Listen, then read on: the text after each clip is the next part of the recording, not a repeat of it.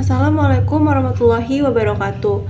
Perkenalkan, nama saya Nadila Ardiatika dengan NIM 24030609. Saya dari PTNC.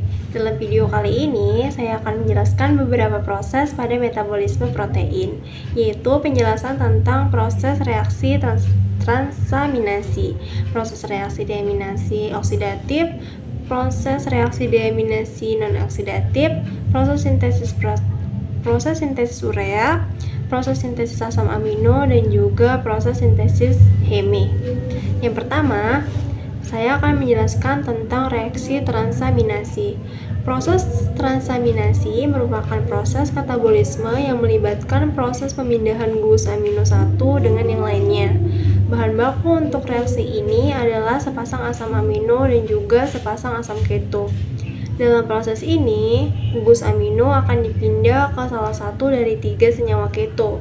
3 senyawa keto tersebut adalah asam piruvat, oksaloasetat, dan juga alpha ketoglutarat. Pada proses transaminasi terdapat 2 enzim yang mempengaruhi kerja dari prosesnya, yaitu enzim glutamat transaminase dan juga alanin transaminase. Hasil dari reaksi transaminasi ini adalah asam glutamat, di mana reaksi ini bisa terjadi dalam cairan sitoplasma ataupun mitokondria pada makhluk hidup. Saya juga akan menyebutkan contoh reaksi transaminasi. Yang pertama, ada reaksi alanin ditambah alpha ketoglutarat menjadi piruvat ditambah glutamat.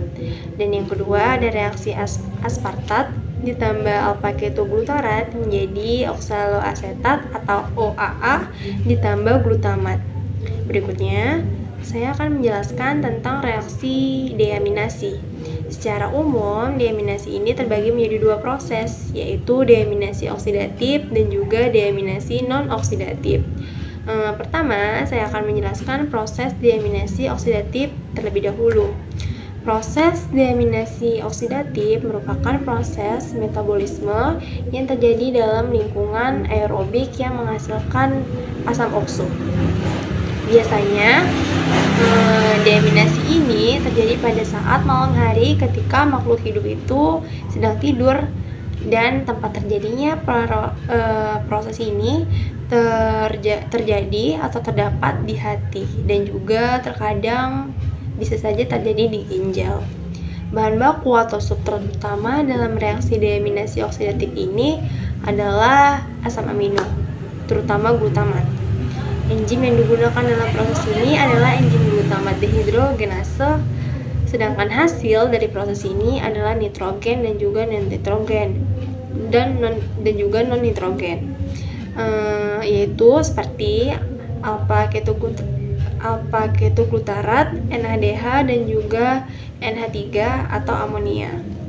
Contoh reaksi dari proses ini adalah reaksi glutamat ditambah NADH positif ditambah H2O menjadi alpha ketoglutarat tambah NADH dan ditambah NH3.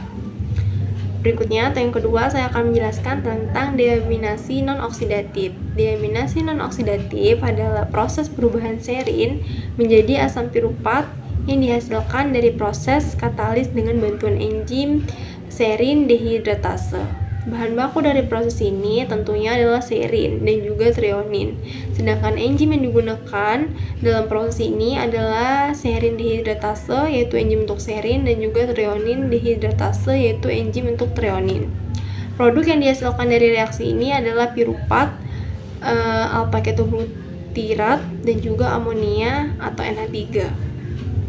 Berikutnya, saya akan menjelaskan tentang proses sintesis urea. Proses sintesis urea adalah proses metabolisme di hati yang mengubah amonia atau NH3 dan zat toksik hasil deaminasi asam amino tadi menjadi urea yang tidak beracun dan dapat dibuang melalui urin oleh ginjal. Bahan baku utama yang digunakan dalam proses ini adalah NH3, CO2, aspartat, ATP, uritin, dan lain-lain. Sedangkan enzim yang digunakan dalam proses ini adalah CPS1, OTC, arginosuccinat sintase, arginosuccinat liase, dan arginase. Produk akhir dari proses ini adalah urea, fumarat, dan juga uritin. Saya juga akan menyebutkan 5 reaksi yang terjadi pada siklus sintesis urea. Yang pertama ada reaksi NH4 positif ditambah CO2 ditambah 2 ATP menjadi karbomoil fosfat. Yang kedua, karbomoil fosfat ditambah uretinin menjadi sitrulin. Dan yang ketiga ada sitrulin ditambah aspartat tambah ATP menjadi arginosuccinat. Lalu yang keempat ada arginosuccinat menjadi fumarat ditambah arginin. Dan yang terakhir ada arginin ditambah H2O menjadi ornitin dan juga ditambah urea. Selanjutnya saya akan menjelaskan tentang sintesis asam amino. Sintesis asam amino ini adalah proses pembentukan asam amino dari senyawa sederhana di dalam tubuh. Bahan baku yang digunakan untuk proses ini adalah senyawa jalur metabolisme seperti piruvat, oksaloasetat, dan alpha-ketoglutarat.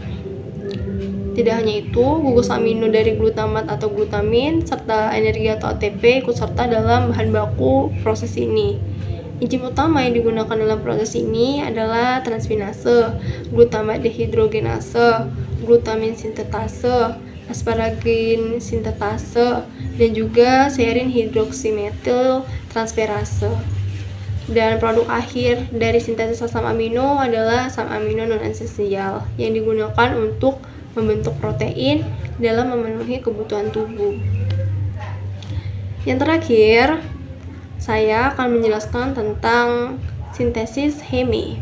Sintesis heme ini adalah proses biokimia dalam tubuh untuk membentuk heme, di mana heme itu merupakan molekul yang menjadi komponen penting dari hemoglobin, mioglobin, sitokrom, dan enzim lain yang mengandung zat besi. Bahan baku dari sintesis ini adalah glisin, succinyl, KOA, Fe2 positif atau besi, ATP, dan NADPH. Enzim yang digunakan adalah alasintetase, porbolinogen deaminase, peroktilase, dan lain-lain.